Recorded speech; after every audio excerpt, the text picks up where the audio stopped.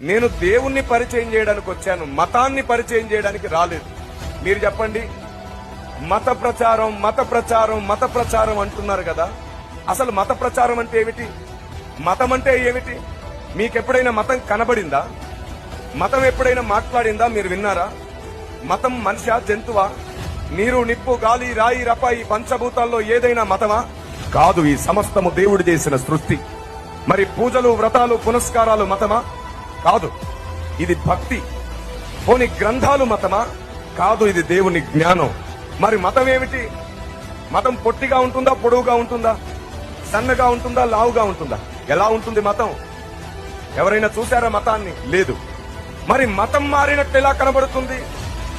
దేవుణ్ణి నమ్ముకున్నాం కాబట్టి, దేవుణ్ణి నమ్ముతున్నాం కాబట్టి ఏం మారుతుందంటున్నారు? మతం మారుతుంది. నేను మిమ్మల్ని సూటిగా ఓ ప్రశ్న అడుగుతాను. దేవుడు అనేవానికి మతం ఉంటుందా? దేవునికి కులం ఉంటుందా? దేవునికి రంగు తారతమ్య భేదం ఉంటుందా? మరి దేవునికి మతం లేనప్పుడు, దేవునికి కులం లేనప్పుడు, దేవునికి రంగు తారతమ్య భేదం లేనప్పుడు నేను దేవుణ్ణి నమ్మితే నా మతం ఎలా మారిందో మీరు చెప్పండి. నేను దేవుణ్ణి నమ్మితే నా కులం ఎలా మారుతుందో మీరు చెప్పండి.